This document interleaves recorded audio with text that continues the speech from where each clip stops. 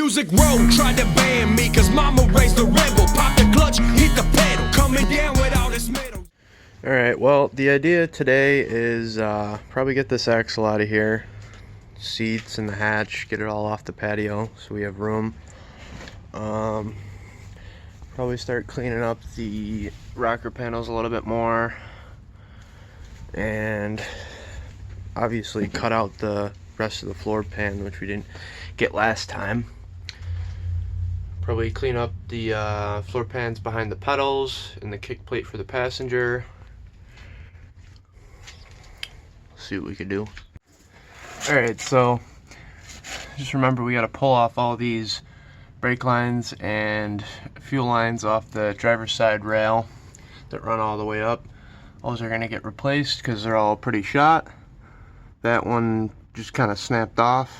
It was one of our issues before.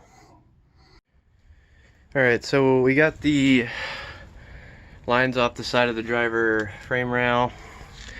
It ended up being easier just to cut out that center section of the floor pan and then cut off the rails. Alright, so we got the trunk well out and the two frame rails from the back. Now it's time to clean up the inner quarters and the wheel wells.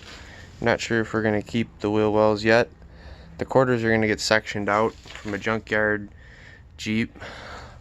Probably just drill out the pinch welds along the outer quarter up into the D-pillars on both sides, and because they're pretty gone, both sides.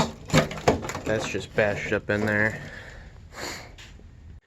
Alright, so we trimmed the bottoms of the quarters to the body line that was already there, which is pretty nice because the rot stopped just before that on both sides for the most part. Trimmed up the wheel wells. It's 18 gauge steel, so it's like still pretty flimsy. You know, we'll add metal to that and sure it up both sides. Fuel well, where the tubes for the fuel tank come in, I'm not sure if I'm going to keep that. The fuel tank will probably end up getting mounted higher up, tank tuck kind of deal. Still got some work to go on the floor pans where it comes up. This will probably end up getting just cut flush straight across. Get up into the cab more and start cutting those inner rocker panels. Kind of just clean everything up. Alright, next step is to figure out how we're going to remove the front of the leaf springs. Probably just going to try to cut out these frame rails and the baffle that holds the front of the seats up. After we remove the front of the leaf springs, you obviously pull those out, and then I'm going to move the towers in. I cut a piece of 2x6 to fit at the top of this roof rail and just kind of hold the roof up from the top instead of going through the windows of the doors, because this one's popping the door out and I don't want to screw my doors up because they're not terrible.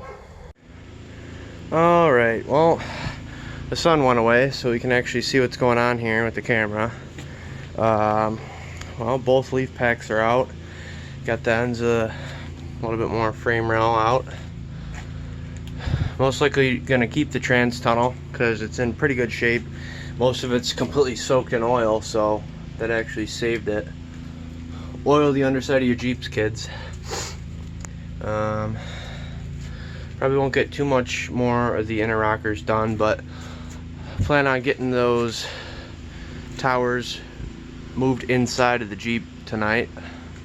So that'll be what we do next. Alright, well, we got most of the work we said we were going to get done.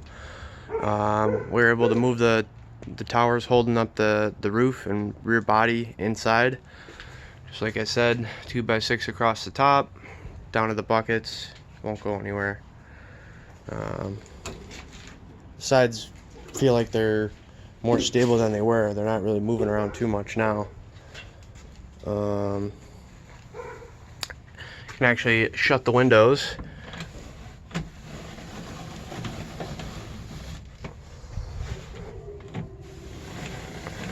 Keep the rain out. But that's pretty much all we're gonna do for today, so thanks for watching. Hey, if anybody needs a rear axle or leaf springs, rear bumper, rear shocks for a 96 Cherokee, hit me up.